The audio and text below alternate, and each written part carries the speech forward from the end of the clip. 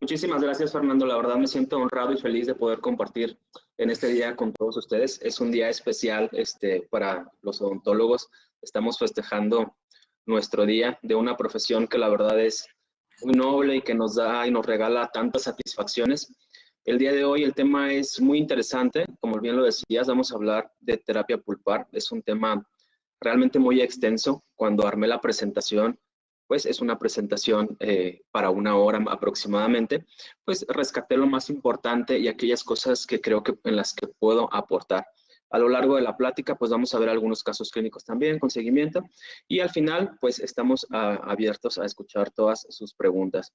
De antemano, todos reciban una felicitación de mi parte y un cordial saludo, un abrazo. Espero y les sea de mucho provecho y disfruten la charla. Muy bien, pues para empezar, la verdad es que hablar acerca de terapia pulpar,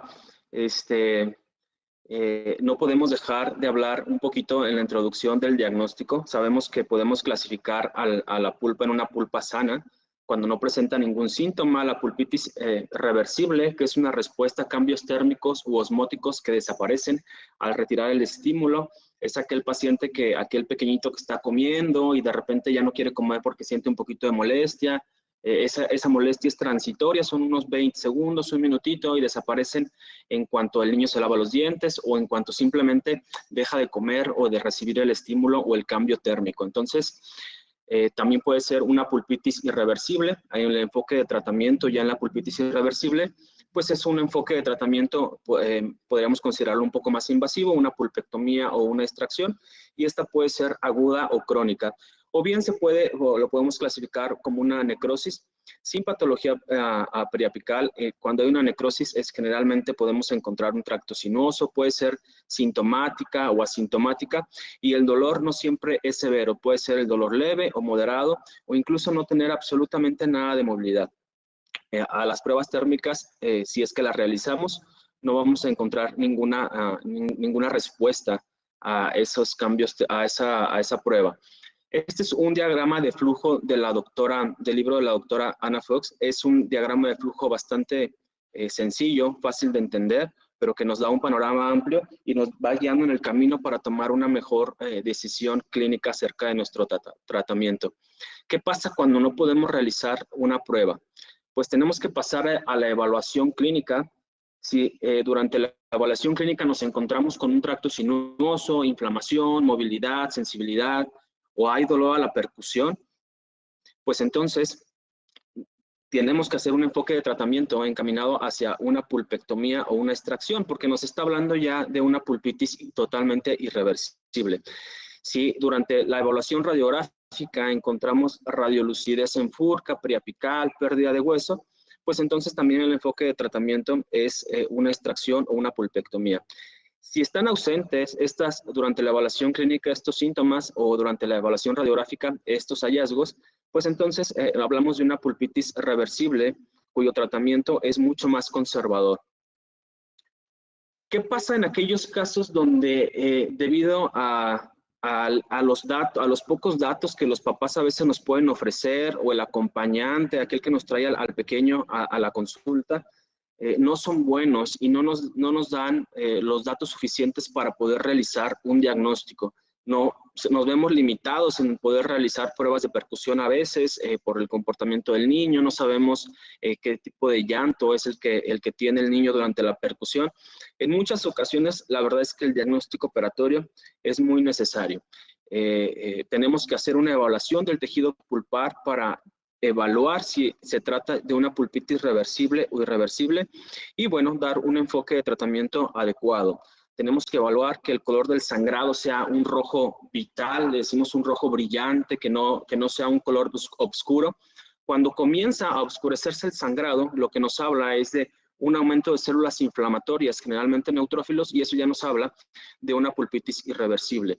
También la cantidad del sangrado es importante. La hemorragia se debe de contener a la presión en 3 a 5 minutos, dependiendo de la publicación que tengamos. Yo generalmente les doy 3 minutitos. Si después de 3 minutitos continúa el sangrado, pues entonces ya hago una pulpectomía. Entonces, ¿qué opciones de tratamiento tenemos en lo que se refiere a terapia pulpar? ¿Cuáles son nuestras opciones? Tenemos recubrimientos pulpares indirectos, recubrimientos pulpares directos, pulpotomía, pulpectomía y pulpectomía no instrumentada, que es reparación tisular y esterilización de la lesión. Estas son las guías de práctica clínica del 2020 de la Asociación Americana. Aquello que vemos marcado en el diagrama de color verde nos habla de que tiene un soporte de evidencia moderado. Ahí podemos encontrar el recubrimiento pulpar indirecto, la pulpotomía, la reparación tisular. Es decir, tiene muy buen soporte y sabemos que el tratamiento muestra buenos resultados. Con menos evidencia encontramos el recubrimiento pulpar directo y la pulpectomía. En lo que se refiere al recubrimiento pulpar indirecto, la verdad es que a pesar de que en las universidades se hace mucho énfasis actualmente en que el recubrimiento pulpar indirecto muestra muy buenos resultados, al igual que la pulpotomía, y que las indicaciones son las mismas prácticamente para ambos, la realidad es que en la práctica clínica se sigue prefiriendo realizar una pulpotomía versus un recubrimiento pulpar indirecto. El otro día leía un artículo que hablaba de universidades en Japón y en Estados Unidos, donde en el 85% de las universidades se les enseña que el recubrimiento pulpar indirecto debería ser preferible versus la pulpotomía. Sin embargo, en esos mismos países, en la práctica privada, se sigue realizando más el tratamiento de pulpotomía. ¿Qué nos dice esto? Que la verdad no estamos confiando demasiado en el tratamiento pulpar indirecto. En mi experiencia, yo hace un par de años, 2, 3 años, la verdad es que de 10 pulpitis reversibles que tenía en la consulta, la verdad es que el 80%, yo creo, realizaba tratamientos de pulpotomías y realizaba muy pocos recubrimientos pulpares indirectos. Hoy en día puedo decir que es todo lo contrario. Quizá hago una o dos pulpotomías de cada 10 tratamientos, el resto hago recubrimientos pulpares indirectos con muy buena tasa de éxito. Está indicado en caries profundas sin una evidencia de invasión pulpar, debe estar a 1 milímetro de la pulpa o más de 1 milímetro. Y el objetivo del recubrimiento pulpar indirecto pues, es evitar la comunicación pulpar. A pesar de que la evidencia muestra que el éxito es muy similar al de la pulpotomía, como les mencionaba, el éxito de las pulpotomías durante los primeros 2 años realizados con materiales bioactivos rondan el 95-96%, al igual que el recubrimiento pulpar indirecto. Sin embargo, después de los 2 años, no hay tantos seguimientos en el caso de las pulpotomías, y los seguimientos que se tienen en los diferentes estudios muestran que hay una baja en su tasa de éxito, y sin embargo el recubrimiento pulpar indirecto después de los 2 años mantiene muy buena tasa de éxito, como podemos ver en esta tabla. Es por ello que para muchos autores hoy en día consideran la pulpotomía un tratamiento invasivo y hasta cierto punto iatrogénico, y consideran que la decisión terapéutica debe estar entre un recubrimiento pulpar indirecto cuando se trata de un estado reversible de la pulpa, y una pulpectomía cuando la pulpa presenta un estado irreversible. ¿Qué pasa cuando no estamos seguros en el diagnóstico? Esto no es para todos los pacientes, pero sí es una más de las opciones que tenemos en la consulta, que es colocar una restauración terapéutica temporal o un GIG. Se coloca de 1 a 3 meses con ionómero de vidrio. Puede ser mediante un tratamiento restaurador atraumático o con el uso de fresa de baja velocidad. Y se espera un periodo, como lo decíamos, de 3 meses. Si después de 3 meses se mantiene asintomático y sin signos de pulpitis irreversible, entonces podremos hacer un recubrimiento pulpar indirecto o bien una pulpotomía. Y si el dolor provocado se mantiene, incluso aunque no aparezca el dolor espontáneo, simplemente que los síntomas se mantengan del dolor a la masticación, a los cambios térmicos, entonces el enfoque de tratamiento debería ser una pulpectomía. Como les decía, es imposible hacer un diagnóstico de esta manera en todos los pacientes, pero sí habrá pacientes en los que podamos hacer un diagnóstico de esta manera, colocando una restauración temporal. Quizá yo lo he hecho en muy pocos pacientes, pero aquellos pacientes que a veces son de muy difícil manejo, que los papás no te dan muy buenos datos, no saben si realmente le está doliendo, o inmediatamente cuando el niño siente alguna molestia, a los pocos minutos ya le están dando un analgésico, eso te impide también confirmar tu diagnóstico. Entonces, es una opción terapéutica que nos va a ayudar un poco en nuestra práctica y nos va a ayudar a confirmar nuestros diagnósticos.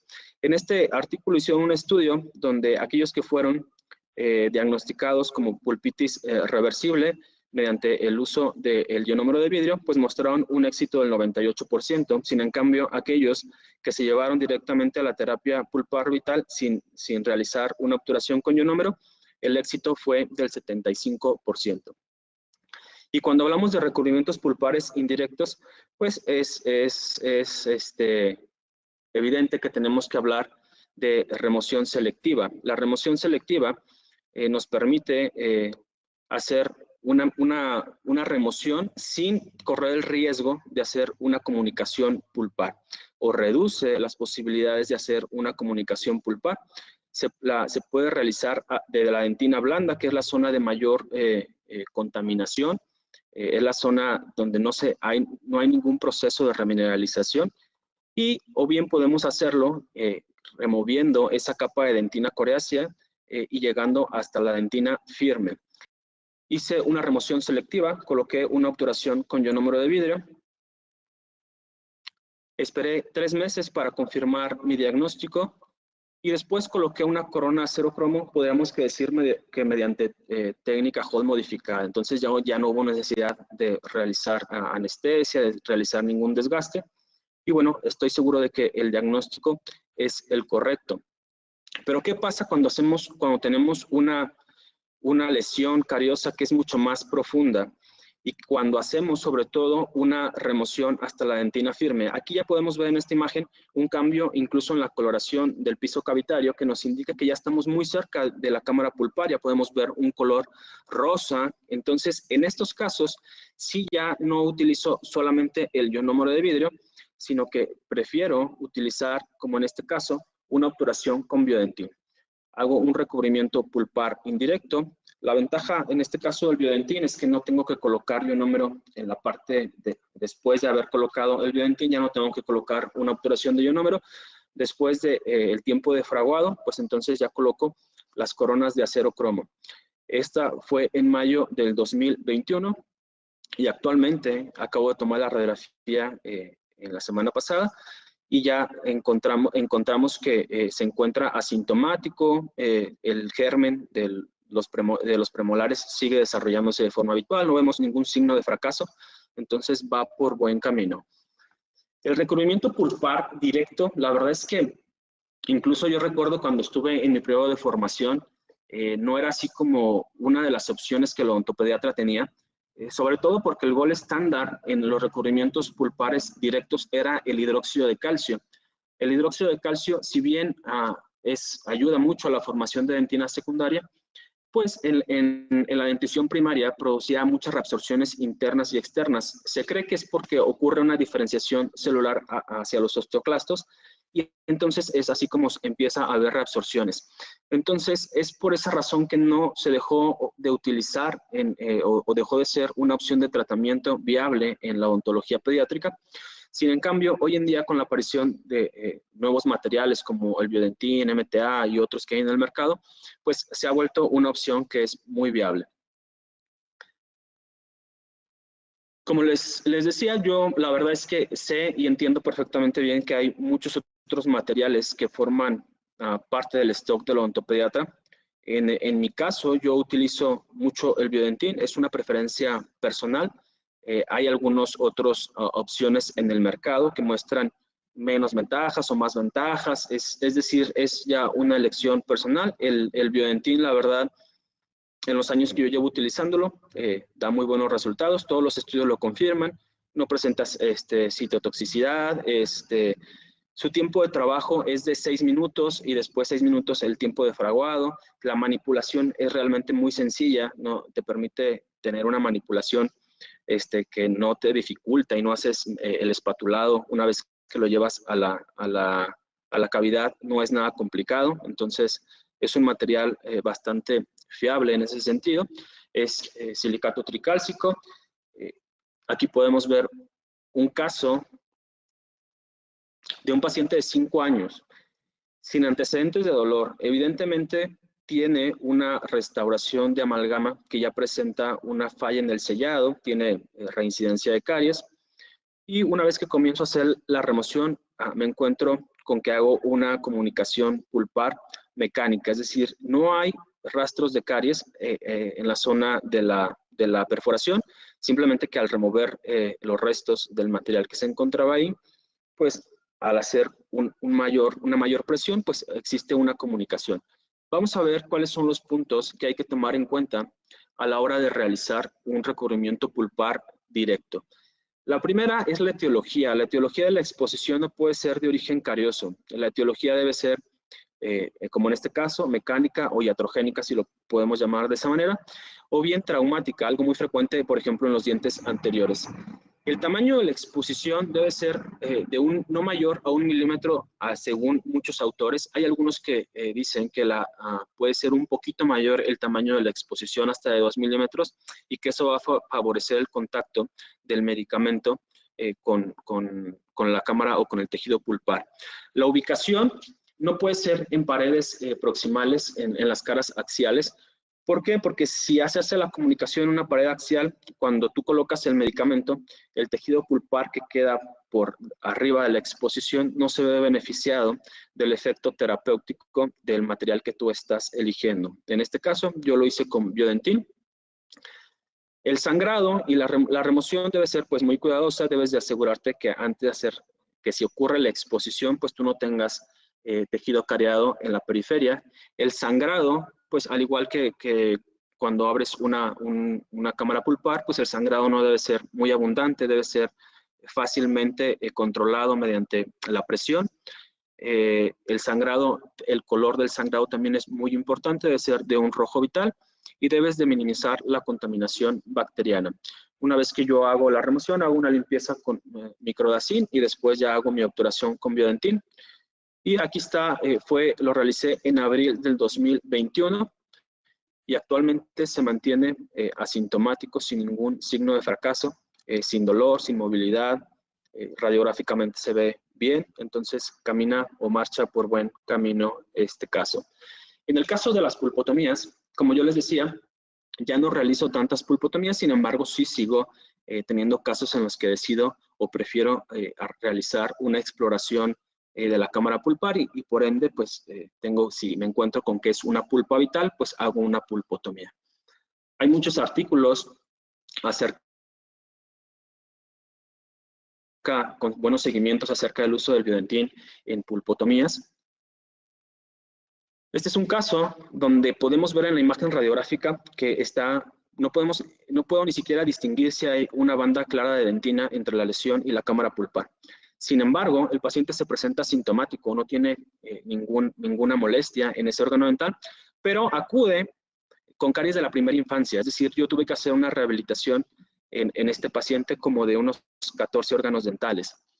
¿Qué pasaría si este fuera un caso de un paciente que se presenta con 1 o 2 órganos dentales cariados? Quizá mi decisión hubiera sido un recubrimiento pulpar indirecto y mantenerme expectante. Pero al ser un paciente que presenta gran riesgo de caries, no estoy seguro si el paciente va a regresar a los seguimientos. Hay muchos pacientes que van de paso por nuestras consultas. Me llega a los 4 años y medio en estas condiciones. No sé si vaya a ser un paciente que yo pueda mantener bajo control. Entonces decido hacer una exploración clínica de la cavidad pulpar. Me encuentro con un sangrado que se puede controlar a la hemorragia de un rojo vital, de un rojo brillante. Incluso una vez que quito la presión, pues me permite tomar la fotografía sin que continúe el sangrado. Entonces decido hacer una pulpotomía con Biodentin. Sí regresó el paciente a los seguimientos. Este fue en abril del 2021 y actualmente se mantiene asintomático. Pequeña de 4 años con dolor provocado a los cambios térmicos de corta duración, no ha presentado dolor espontáneo, radiográficamente no muestra áreas de radiolucidez. Entonces hago una exploración clínica de la cavidad pulpar. puedo controlar la hemorragia. Es una cavidad clase 1, es solamente en la cara oclusal. Entonces coloco una capa de biodentín, y la ventaja del biodentín es que una vez que termina su tiempo de fraguado, una de sus ventajas es que puedes colocar un sistema adhesivo, en este caso una resina, y no hay absolutamente ninguna contraindicación. ¿Qué pasa cuando el diagnóstico te lleva hacia una pulpitis irreversible? En lo que se refiere a la pulpectomía, el día de hoy, pues lo que quiero dejarles son algunos puntos importantes del paso de la instrumentación manual a la instrumentación rotatoria. Creo que es un paso que pues la mayoría de los odontopediatras estamos dando ya. En algunos países ya de asiáticos, el odontopediatra utiliza sistemas rotatorios ya en un 70-80%. Creo que es el paso al que vamos a ir dando en México. Ya cuando hay una pulpitis irreversible, pues tenemos un dolor espontáneo, persistente, punzante, que altera el sueño, nos habla de un estado irreversible, y bien, pues podemos hacer una pulpectomía o una extracción. Algo súper importante es que hablemos de la morfología y de la anatomía de los dientes deciduos. La verdad es que saber las medidas aproximadas, cuáles son las variaciones más frecuentes, cuál es la forma y el diámetro aproximado, nos pone un pasito adelante cuando se nos presentan casos complicados. Nos ayuda a resolver aquellos casos que incluso cuando no tenemos el conocimiento de qué variaciones puede presentar, podemos dejar pasar incluso desapercibidas. Pero una vez que tú revisas la morfología del diente deciduo, te das cuenta que es una morfología bastante compleja. Y cuando haces tu exploración, o cuando haces incluso, tomas tu radiografía, ya tomas una radiografía en diferentes angulaciones, mesiorradial, distorradial, porque ya sabes tú lo que te puedes llegar a encontrar. Y cuando te encuentras o te afrontas a una variación complicada durante la práctica clínica, pues tener el conocimiento de estas variaciones te va a ayudar a resolver esos casos. Hay muchos artículos con cortes tomográficos que son muy buenos. Estos son algunos de ellos. Uno es de dientes de primeros y segundos molares. El otro es de dientes anteriores. Nos dice cuáles son las formas, incluso del foramen de cada uno de los órganos dentales. Por ejemplo, en esta imagen podemos ver el foramen de un conducto palatino. Es un foramen amplio, de forma redondeada, oval en la mayoría de los casos. Podemos ver cómo el foramen de las raíces mesiales, por ejemplo, es en forma de cinta alargada. Entonces eso nos va también dando una idea de cómo debe ser nuestra instrumentación, sea manual o sea mecanizada, de cuáles son los diámetros, el taper de las limas que debemos de utilizar, y nos va acercando a hacer mejores elecciones durante nuestro tratamiento. Estas pues son radiografías que hacen muy evidente variaciones morfológicas. Tenemos un segundo molar con 3 raíces, un primer molar con 3 raíces, un canino que comienza con una raíz y después bifurca y se convierten en 2 raíces. Sin en cambio, no siempre se hace evidente en una radiografía tomada desde la angulación ortorradial. Esta es una radiografía que incluso acabo de tomar hace un par de días. Tomo esta radiografía, pero yo sé que los segundos molares inferiores en un 15% aproximadamente llegan a presentar 2 raíces distales. Entonces, cambio la angulación de mi radiografía y ahí podemos ver que ya se ve totalmente distinto. Esa primera radiografía, pues piensas que es, o yo pensaría en otro momento que presenta ya mucha reabsorción y por eso es mi imagen, y quizá podría tomar una decisión terapéutica equivocada. Y tomo la segunda radiografía en una angulación mesiorradial y me encuentro con que tiene 3 raíces. Entonces, es importante que cuando tú veas algo anómalo, una superposición anatómica en tu radiografía, pues cambies la angulación a una segunda radiografía para confirmar la morfología de ese órgano dental. Generalmente hacemos la clasificación con de la morfología de los conductos radiculares de los dientes deciduos con la clasificación de Bertucci. Sin embargo, esta es una clasificación de Hamed y del doctor Musale, que es muy buena porque te permite clasificar prácticamente cualquier órgano dental independientemente de la morfología que tenga. Y estos son algunos de los casos que yo he me he topado en mi clínica y que la verdad me ha ayudado mucho el conocimiento de la morfología para poderlo resolver. Estos son un par de incisivos centrales que presentan un conducto que bifurca y se convierte en dos.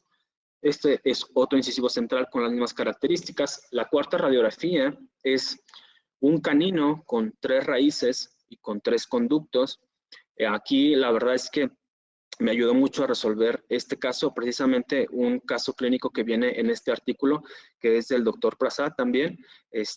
Me dio una idea, porque radiográficamente solamente se veían 2 raíces, pero yo entré buscando que posiblemente podría encontrarme con 3, y eso me ayudó mucho a poder resolver el caso. Un primer molar que tiene, inferior, que tiene 2 raíces distales y una raíz mesial, presenta 4 conductos. Y de las cosas que me gustaría mucho dejarles el día de hoy en lo que se refiere a la pulpectomía, es esto que es un tema que me ha gustado bastante, que es cómo localizar el conducto MB2. Cuando yo comencé a leer artículos acerca de la morfología, me encontré con algunas publicaciones que hablaban del conducto MB2, algo que la verdad nunca me enseñaron durante mi formación académica como odontopediatra, ni siquiera lo buscaba. Comencé con esta exploración aproximadamente hace un año y a fotografiar este tipo de casos. Y con el paso del tiempo me he encontrado que en la bibliografía no hay mucho acerca de cómo localizarlos. Simplemente, un segundito, simplemente no hay mucho cómo localizarlos. Simplemente me guié de la revisión del libro de Cohen de endodoncia para saber más o menos cómo podía ser la forma de localizarlos. Esta es una manera en la que se puede localizar el conducto MB2. Una vez que tú localizas tu conducto MB1, pues haces un desgaste que va 2 milímetros hacia la cara mesial y un desgaste que va aproximadamente 3.5 milímetros hacia la cara palatina. En ese transcurso, en ese camino, en ese desgaste, tienes que encontrar tu conducto MB2. La imagen de abajo del lado derecho es algo que me ha pasado o me pasaba con mucha frecuencia cuando comenzaba a hacer la exploración y en la búsqueda de este conducto, que muchas veces lo que encontramos es el conducto MB2 y damos por hecho que estamos trabajando el conducto principal y entonces estamos dejando por detrás realmente al conducto MB1 y lo que estamos trabajando es el conducto MB2. La exploración hay que hacerla con una lima del número 8 o del número 10. En un principio puede resultar así como un poco complicado. A mí me resultó un poco complicado porque no tenía como la habilidad manual para hacerlo con tanto cuidado. Entonces se me doblaban mucho las limas, pero es como todo, tiene una curva de aprendizaje y con el paso del tiempo pues vas desarrollando esa habilidad, ese sentido del tacto para hacerlo con mucho más cuidado. Y ya sabes, cuando ya te pasó ya pasaron un caso, 2 casos, 3 casos, se te va haciendo mucho más sencillo. Sabes incluso cuando ya entraste, aunque sea muy forzado, ya tienes la seguridad de que estás en ese conducto. Siempre cuando hablo del conducto MB2 me encuentro con esto, ¿no? Nunca lo he trabajado y no pasa nada, es tiempo de trabajo. Y la verdad es que podemos negarlo o podemos minimizarlo, si se trabaja o no se trabaja el segundo molar, el segundo conducto. Pero ahí está, ahí se encuentra. En el transcurso de un año, estas son algunas de las fotografías que yo he podido tomar. Muchos otros casos se han quedado sin fotografiar porque no siempre es fácil con la conducta del niño tomar una buena fotografía, pero yo he documentado más o menos en el transcurso de un año más de 30 casos de conductos MB2. Entonces, es realmente muy elevado el porcentaje. En la bibliografía podemos encontrar cifras que van del 40%, otros dicen que el 60%, otras publicaciones. En el libro de la doctora Ana hace referencia a una publicación donde se encontró en el 95%. Entonces, si sacamos una media, pues quizá podemos decir que lo vamos a encontrar en un 50% de los casos. Entonces hay que ponerle un poquito de atención a esos segundos molares superiores y hacer una correcta exploración. Los conductos MB2 pueden confluir en algún punto o pueden tener una salida individual. Los primeros casos, los de arriba, pues tienen una salida individual. El caso de abajo del lado izquierdo es un caso donde confluye el conducto MB2 con el conducto MB1 en su tercio cervical. Y el último caso también, cada uno tenía una salida, un foramen independiente. El uso de localizadores apicales también es un tema un poquito controversial. Algunos consideran que no es necesario utilizar localizadores apicales. Yo les voy a hablar en este sentido de mi experiencia en el transcurso de estos años que llevo utilizando localizadores apicales. Me ha facilitado mucho el trabajo, me agiliza mi práctica, me hace tomar mucho menos radiografías. Hay muchas publicaciones desde el 2011, 2010, que hablan del uso de localizadores apicales en la dentición decidua, mostrando buen rango de éxito. No hay ninguna contraindicación para utilizar el localizador apical. Si bien el uso de localizador apical muestra o no muestra muchas ventajas en la medición de cómo lo hacemos habitualmente, la verdad es que cuando tú tomas una radiografía y sobrepones ahí la lima, lo primero que debemos de tener muy en cuenta es que esa radiografía tiene que estar tomada en una angulación adecuada. Y eso es algo que no siempre es fácil de obtener. No es porque seamos muy malos para tomar las radiografías, pero a veces la posición del niño no lo permite. No es como un adulto que le dice, siéntate, pon tu cabecita a 90 grados y entonces tomas una radiografía. O sea, es un poco complicado sacar una buena radiografía en muchos de los pacientes. En cambio, si lo haces con localizador, pues tomas tu primera radiografía, que es tu radiografía de diagnóstico, para ver el grado de reabsorción, número de raíces, dónde se encuentra, cuánta reabsorción fisiológica tiene, si no tiene lesiones en la furca. O sea, analizas todo y tomas todos esos datos que son importantes para tomar una buena decisión, pero ya no dependes de que esté tomada en una angulación correcta. Pasas a tu aislamiento y todo, y después tomas tu longitud con el localizador apical y vas a estar ahorrando mucho tiempo de trabajo. ¿En dónde sí es mucho más eficiente el uso del localizador? Miren, cuando tomamos una radiografía de un molar inferior y sobreponemos nuestra lima sobre esa raíz mesial que tiene en un 95% tiene dos conductos, en realidad estamos tomando la longitud de la raíz y ahí hay dos conductos. Realmente no estamos tomando la longitud o estamos tomando una misma lectura para trabajar e instrumentar ambos conductos mesiales, algo que no puede ser. Cuando tú utilizas el localizador, te vas a dar cuenta que muchas veces la lectura puede variar en 2 milímetros y medio. En este primer caso, incluso esa raíz mesial presenta un grado de reabsorción, que es otra de las preguntas frecuentes acerca del localizador.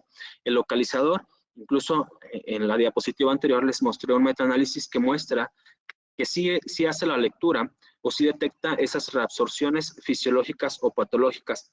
Entonces, aquí podemos ver que no miden lo mismo el conducto mesiolingual y el mesiobucal. Entonces, en la segunda radiografía, este es un segundo molar que presenta 4 conductos, 2 en la raíz mesial, 2 en la raíz distal. Igual, si presenta 2 conductos en la raíz distal, cuando tú sobrepones tu lima, pues vas a hacer una lectura, la longitud la vas a tomar en base a lo que mide esa raíz, pero no necesariamente ambos conductos van a medir lo mismo. Es una radiografía ya terminada la pulpectomía, donde podemos ver que las raíces mesiales tienen una diferencia. La lectura aquí fue de 2 milímetros más o menos diferente entre un conducto y otro. La irrigación es como, podríamos decir que hay una gran laguna en lo que se refiere a la irrigación en odontopediatría. Si yo a veces cuando me presento a dar un curso o algo, siempre les pregunto, puede haber 10 odontopediatras y les preguntas cuál es su protocolo de irrigación y te puedes llegar a encontrar con 10 protocolos de irrigación totalmente distintos. Algunos simplemente lo hacen con solución fisiológica, otros utilizan hipoclorito al 0.5%, otros al 2.5%, otros al 5.5%, algunos utilizan clorexidina al 0.12%, otros al 2%. Entonces, la verdad es que hay una gran laguna. En las guías de práctica clínica del 2020, prácticamente nos dejan exactamente donde mismo. O sea, no tenemos un protocolo ideal para la odontopediatría. Pero si vamos a la lectura de cómo trabaja el endodoncista. Yo siempre les digo, nosotros como odontopediatras a veces tenemos como mucho el hablar en diminutivos, ¿no? Decimos boquita, lengüita, pero las bacterias siguen siendo exactamente las mismas en un adulto que en un niño. Entonces, revisé un poco acerca de cuál es el protocolo del endodoncista y en base a eso yo hice mi protocolo basado en esas evidencias científicas de cuál sería la mejor forma de hacer una irrigación. La irrigación tiene dos objetivos, un objetivo mecánico, que es el arrastre físico de bacterias y el arrastre de escombros, y esta está dada por la fuerza aplicada por el irrigante que fluye. Entonces, quiere decir que para cumplir con este objetivo mecánico podríamos estar utilizando sin ningún problema solución fisiológica, porque lo que queremos es una mayor fuerza del irrigante para que saque todo ese escombro de forma mecánica o física. Tenemos un propósito químico, que es la desinfección y la disolución de tejido orgánico, y esta siempre va a estar dada por soluciones químicamente activas. Mi protocolo de irrigación, cuando tenemos un órgano vital que no presenta ningún grado de reabsorción, es con solución fisiológica. Después utilizo hipoclorito al 2.5% entre cada lima y después utilizo EDTA al 17%. ¿Por qué utilizar EDTA? La verdad es que si tú utilizas el hipoclorito como irrigante principal o utilizas la clorhexidina al 2%, ninguna de ellas va a actuar sobre el Smith layer. Aquí en los artículos que les dejo por aquí, pues hay un artículo que hace un seguimiento de 2 años y analiza aquellos casos con necrosis pulpar en 2 grupos. En un grupo no utilizaron EDTA, utilizaron ácido cítrico, que es otra solución quelante, que puede ser utilizada para la remoción del Smith layer, y en el otro grupo no lo utilizaron. Después de 2 años, el éxito varió bastante. Hubo un 92% de éxito en aquellos donde se utilizó la solución quelante, que fue el ácido cítrico al 6%, y en donde no se utilizó, el éxito del tratamiento fue como del 75%. Entonces, si hay una diferencia significativa, es por eso que nuestra última irrigación debe ser con EDTA al 17%. En aquellos casos cuando hay algún grado de reabsorción, pues entonces utilizo como irrigante principal la clorhexidina al 2%. La clorhexidina al 2% tiene algunas ventajas. Una de ellas es que tiene tiene sustantividad, es decir, después de que tú haces tu irrigación, el paciente se va a casa y esa solución sigue actuando sigue siendo bactericida y bacteriostática durante un periodo determinado que va más o menos, puede ser 1 semana, 2 semanas, dependiendo del tiempo que tú dejaste actuar la clorhexidina. Tiene que ser al 2%, no puede ser clorhexidina al 0.12%, que es la que viene en los enjuagues bucales. No tiene ninguna acción sobre las bacterias que se encuentran dentro de los conductos radiculares. En aquellos casos donde es necrótico, pero presenta algún grado de reabsorción, también utilizo la clorhexidina al 2%, y si no tiene reabsorción, pues entonces utilizo el hipoclorito. En este cambio que hay de la instrumentación manual a la instrumentación rotatoria, tenemos que entender algunos conceptos. Las limas que utilizamos manuales, la aleación pues no es de níquel titanio, entonces las hace un poquito más rígidas. Su conicidad o su taper es 0.2, a diferencia de las limas rotatorias que tienen un taper generalmente del 0.4 para odontopediatría. ¿Eso qué quiere decir? Que por cada milímetro que la lima si es una lima del 30, por ejemplo, cada milímetro que va hacia cervical va aumentando 0.2 milímetros, mientras que las limas rotatorias, cada milímetro que va recorriendo hacia cervical, va aumentando de 0.04 en 0.04. Entonces, podemos encontrar que una lima rotatoria que tiene una punta de trabajo de 13 milímetros, a los 13 milímetros tiene un taper de 0.82, mientras que una lima manual tiene un taper 0.56, porque fue aumentando de 0.02 en 0.02, a diferencia de la lima rotatoria. Su punta de trabajo también es distinta. La lima manual su terminación es en forma cuadrada. Al ser en forma cuadrada, eso favorece mucho la transportación, es decir, que todo el tejido, todo el tejido orgánico que se encontraba y todos los restos de dentina que tú estás limando, pues se van acumulando hacia la porción apical, porque no hay una vía de salida. En cambio, cuando haces instrumentación rotatoria, su punto de trabajo es como en la parte superior izquierda, asemeja a las limas Protei, pero algunas a las Hi-Flex. Entonces, eso hace que la transportación sea menor. Algunos de las sugerencias cuando se hacen, o de los puntos que hay que tener siempre en cuenta cuando se hace instrumentación rotatoria, es que debes de mantener los torques y la velocidad que da el fabricante de las limas. La lima manual inicial para permeabilizar el ingreso del instrumento rotatorio. Tienes que realizar un acceso que permita la entrada sin flexiones innecesarias y disminuyendo la fricción. Y tienes que ingresar y salir del conducto siempre en movimiento de rotación. Es decir, no puedes meter tu lima y después activar el rotatorio, porque eso puede provocar que se fracture. Realizar la menor presión hacia apical posible. Una vez alcanzada la longitud deseada, debes de retirarlo de forma inmediata. Tus inserciones deben de ser cortas y la velocidad con la que tú entras y sales no debe ser muy acelerada, debe ser una velocidad controlada.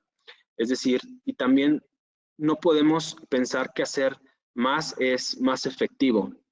El número de estocadas o de inserciones por cada lima más o menos es de 4 a 5 estocadas según las publicaciones, pero tiene que ver mucho más con el sentido del tacto. Tú cuando entras con tu lima rotatoria y ya no sientes que es ningún desgaste, que no esté generando ninguna función, es decir, ya entra y sale de forma muy fluida, pues es momento de cambiar de lima, es decir, no tienes que entrar necesariamente 10 veces con una lima para que haga un buen trabajo. Muchas veces el conducto es amplio y metes una lima del número 20 y realmente la lima del número 20 se siente muy holgada, entonces es totalmente innecesario meterla 4 o 5 veces. Lo haces una vez, pasas a tu siguiente lima y si empiezas a sentir otra vez trabajo, si sientes un poco de resistencia, pues quiere decir que tu lima está trabajando. Si después de 4 o 5 inserciones ya no sientes esa resistencia, es momento de cambiar de lima. Bajo estos conceptos de instrumentación rotatoria, dada la morfología de los dientes deciduos, donde el tercio cervical y el tercio medio generalmente son muy amplios y se va haciendo como un embudo hacia el tercio apical, el último tercio es como la parte más crítica de la instrumentación, porque se hace muy estrecho los conductos. Eso hace que no podamos utilizar, en la mayoría de los casos, todas nuestras limas. Es decir, si tú no puedes utilizar el blister como viene, utilizar tu lima número 20, 25 y 30, todas exactamente a la misma longitud de trabajo. Porque, por ejemplo, un primer molar inferior, sus forámenes mesiales rondan el punto 20 de diámetro. Entonces, ¿qué quiere decir? Que si tú llegas con una lima del número 30 hasta la longitud de trabajo total, pues vas a ampliar demasiado ese foramen y cuando llegue el momento de tu obturación, vas a apagarlo, es decir, va a haber una salida del material por todos lados. O bien, durante tu tratamiento vas a tener mucho sangrado debido a ese exceso de diámetro de tu lima. Entonces, lo que puedes hacer es subsanarlo haciendo la técnica de step back, que es tu primera lima, que en este caso es una lima del número 20, va a la longitud total, a lo que te dio tu localizador apical. Y tu siguiente lima la puedes utilizar a la misma longitud o bien puedes recortarle un par de milímetros y a la siguiente lima le recortas otro par de milímetros. Eso te permite trabajar muy bien el último tercio y no excederte para no abrirlo demasiado y que tu obturación se mantenga dentro del conducto y no salga fuera del ápice. Este es el texto con el que la doctora Ana cierra su capítulo de pulpectomía y nos dice que la influencia de los tratamientos de conductos en los dientes temporales sobre el desarrollo de la yema del diente permanente apenas se ha estudiado. El sobrellenado puede causar una respuesta leve a cuerpo extraño y también se ha asociado a una mayor tasa de fracaso en comparación con el llenado insuficiente. ¿Qué quiere decir esto? Que es preferible el subllenado a la sobreobturación.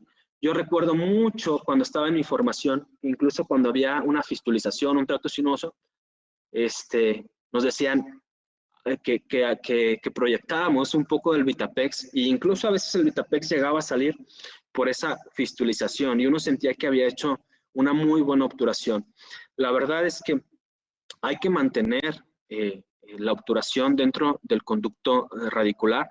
Si bien es cierto que cuando tú te pasas con tu Ultrapex o tu Vitapex en tu obturación, tomas una radiografía y a los 15 días, 3 semanas ya se reabsorbió ese material, no podemos decir que no pasa absolutamente nada. No hay estudios que confirmen que pase, pero tampoco hay estudios de seguimiento que confirmen todo lo contrario. Algo que sí yo he encontrado en mi práctica son simplemente hallazgos clínicos, es que cuando yo hago una sobreobturación, a esa raíz donde se hace la sobreobturación, al seguimiento, es la que presenta mayor grado de reabsorción. Entonces, como lo dice en este texto la doctora Ana, hay que tener mucho cuidado porque está asociado a una mayor tasa de fracasos.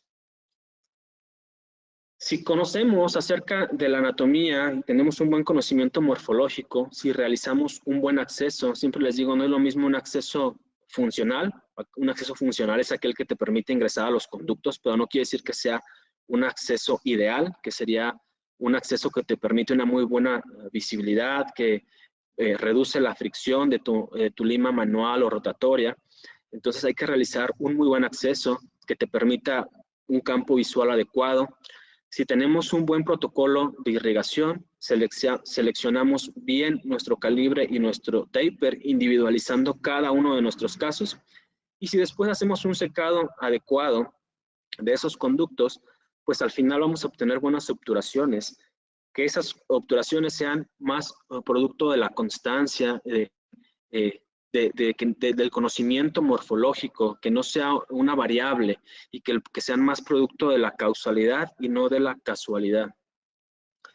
Este es un paciente, una nena de 5 años con dolor moderado, presenta tracto sinuoso, movilidad, es decir, ya es un caso de necrosis, evidentemente. Esa es mi primera obturación. Algo que yo, a pesar de que la evidencia dice que no hay mucha diferencia entre trabajar los conductos necróticos en 1 o 2 citas, yo los casos de necrosis, sobre todo cuando tienen tracto sinuoso, cuando hay una fistulización, los trabajo siempre en 2 citas. Mis resultados son mejores que cuando lo realizaba solamente en 1 cita. Entonces, esta es mi primera obturación el 5 de agosto del 2020. 1 semana después, esta es mi segunda obturación. Hay una sobreobturación. Pero aquí podemos ver el seguimiento al 28 de noviembre del 2020. Ya podemos ver una evidente reparación de la lesión. Ya comenzó a erupcionar el 6, que fue el objetivo de hacer la pulpectomía, el no tener que hacer la extracción y después colocar una zapatilla distal. Y el seguimiento para agosto del 2021 se mantiene bien asintomático, sin movilidad. Ya se ve un claro signo de reparación. La obturación se mantiene bastante estable. Este es un caso también de un niño de 5 años y medio más o menos, todavía no erupcionaba el 6. Tiene una lesión en el órgano dental 75, 85, es un 85. Y el 84 pues ya está sintomático, ya presenta incluso raíces separadas debido a la lesión. Hice la extracción del primer molar, el segundo molar hice una pulpectomía en 2 citas, esa es mi obturación. El 21 de octubre del 2020 podemos ver ahí el tamaño de la lesión a nivel de la furca. Este es el seguimiento al 17 de enero del 2021, donde ya se ve un claro signo de reparación, se mantiene asintomático. Y este es un seguimiento en julio del 2021, se ve con un claro signo de reparación, se mantiene asintomático y podemos ver que el nivel de obturación sigue siendo bastante bueno. Un paciente de 5 años con dolor intenso, espontáneo, con una necrosis sintomática. Esa es mi obturación. Este es 6 meses después, es el grado de reparación que ya presenta, se mantiene asintomático. Y esta es una radiografía tomada en la cita de control de los 9 meses, donde ya se ve una evidente reparación de la lesión a nivel de la raíz mesial y ya en la furca prácticamente está terminando de sanar. Paciente de 5 años con dolor espontáneo, intenso, tracto sinuoso, un órgano dental 55. Me encontré con 2 conductos mesiales, conducto MB1 y conducto MB2, los cuales confluyen en el tercio medio. Esa es mi obturación en enero del 2020. Y para julio del 2021 y febrero del 2022 podemos ver que las obturaciones se mantienen bastante estables con muy buen nivel de obturación. Se mantiene asintomático sin ningún signo clínico o radiográfico de fracaso. Les voy a pasar un pequeño video.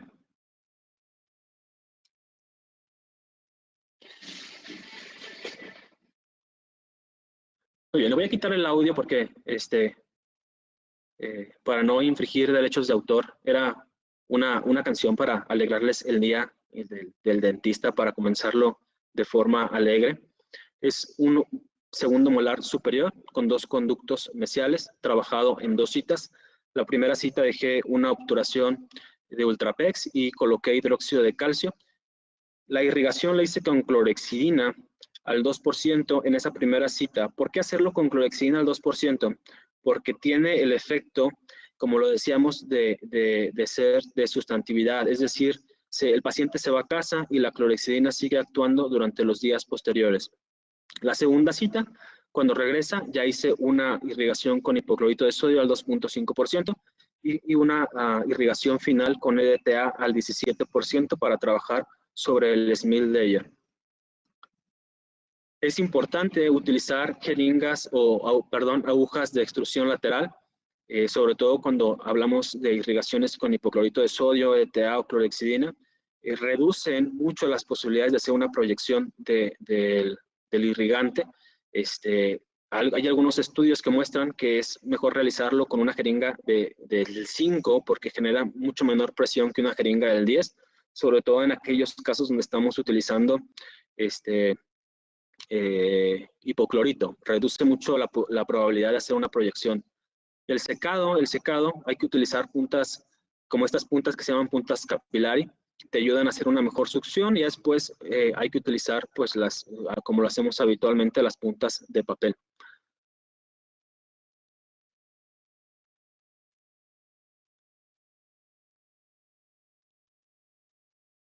Cuando tú tienes un conducto, la verdad, que está bien seco, que no hay rastros de humedad, cuando tú haces la obturación no se viene. Si tú cuando haces la obturación y comienzas a salir con tu punta de Ultrapex y se te viene pegado todo el material de obturación, pues quiere decir que ese conducto presenta humedad. Entonces es importante tener un buen secado si quieres lograr un buen nivel de obturación.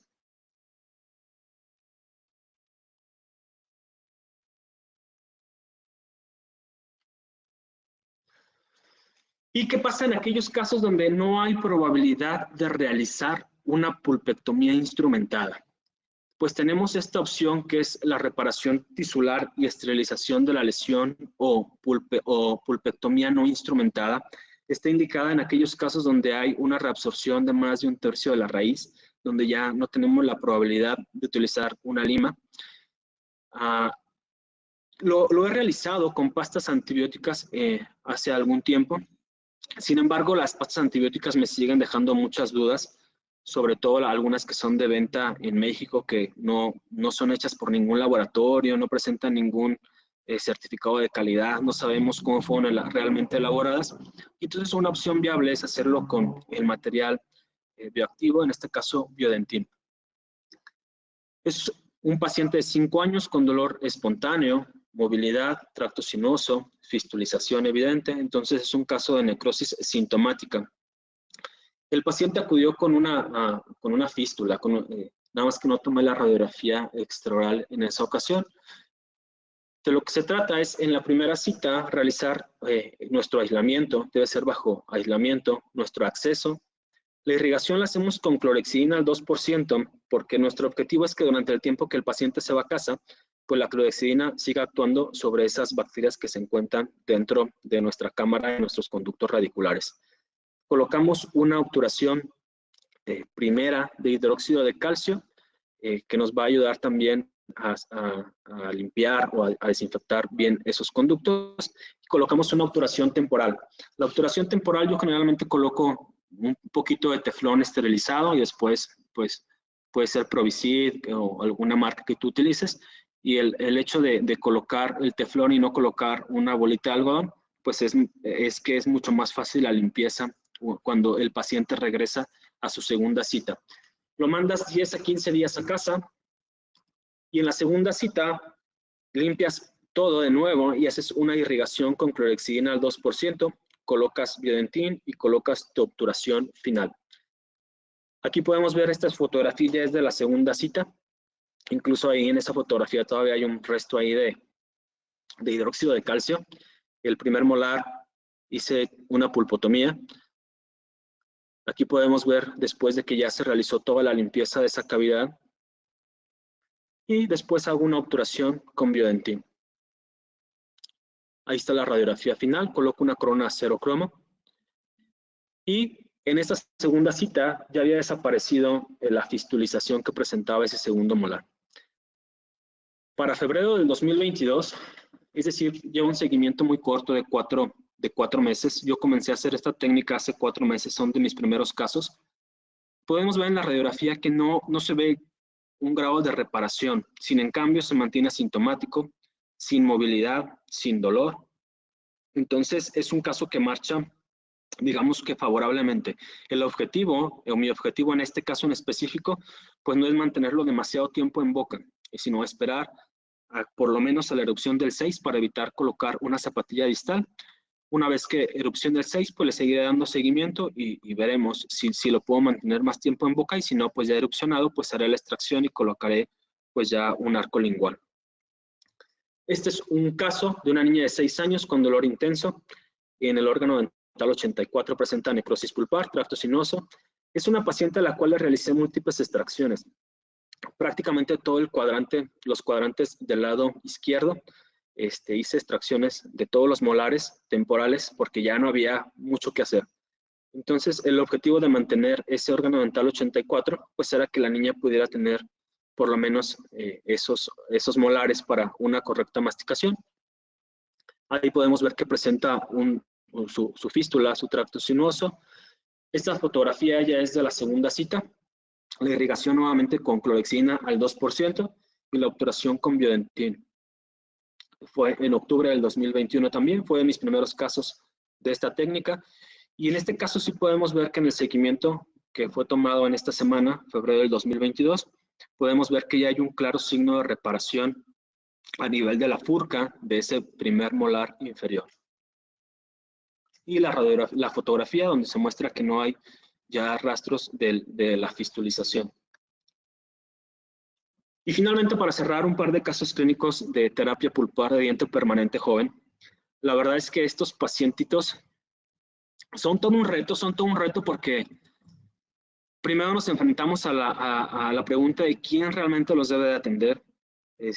No es regla general, pero la verdad es que no todos los endodoncistas tienen la paciencia para atender a un niño de 8, 9, 10 años. Yo estoy casado con un endodoncista, tengo primos hermanos que son endodoncistas, buenos amigos que son endodoncistas, y la verdad es que a la mayoría no les gusta mucho trabajar con pacientes de esta edad. Entonces, el manejo de consultas suele ser un poco complicado, no están ellos habituados a hacer manejo de conducta, entonces puede resultar un poco complicado para ellos, pero si bien ellos tienen la capacidad para hacerlo, también la tenemos nosotros como odontopediatras. Simplemente hay que conocer cuáles son nuestros límites, realizar un buen diagnóstico para entonces darle seguimiento y hacer nuestro tratamiento nosotros mismos. Esta es una paciente de 10 años con dolor espontáneo intenso. Es una pulpitis irreversible y pues cuenta con vitalidad pulpar. Una vez hecha la remoción selectiva, me encontré con una exposición o realicé una exposición pulpar. Hice el sellado con Biodentin y después coloqué una resina. Este caso lleva ya 1 año y la paciente se mantiene asintomática. Un caso más de hipomineralización incisiva molar, un reto al que nos afrontamos los odontopediatras al día a día. Yo creo que cada vez más, no sé, me da como la impresión de que últimamente tengo en estos últimos años mucho más casos de estos que lo que tenía habitualmente. Nos enfrentamos a primeros molares permanentes que ya vienen con un grado de destrucción muy avanzado, ya muchas veces llegan con dolor. Ojalá y siempre llegaran a tiempo, pero no es así. Todavía no hay cierre apical, entonces hago una pulpotomía con Biodentin. y lo acabo de realizar hace poco tiempo. Voy a esperar al cierre apical. Este caso no está concluido, pero lo pongo por el poco desarrollo en la clasificación de Nola que tiene este segundo molar inferior. Es un segundo molar inferior también con hipomineralización. Llegó conmigo ya con esa obturación temporal, es decir, ya habían intentado iniciar el tratamiento. Cuando la niña no cooperó mucho, pues entonces prefirieron referirlo. Presentaba dolor espontáneo. Veamos en esta radiografía del mayo de 2021 la escasa formación radicular que tiene. Y para enero del 2022 todavía no hay cierre apical, pero ya está cerca del cierre apical. Se mantiene totalmente asintomático. No hay ningún signo de fracaso. Entonces, marcha por muy buen camino. Ya esperemos que en unos 3-4 meses más concluya su cierre apical. Les mando un abrazo, espero hayan disfrutado la plática. Si quedaron algunas dudas, con todo gusto pueden buscarme ahí en Facebook, aparezco como Tony Liera, por ahí está la publicación de la plática, ahí en esa misma publicación si quieren me dejan sus preguntas y con todo gusto les contesto. Les mando un fuerte abrazo y pues nada, que la pasen genial y que lo festejen el día y la pasen de forma maravillosa.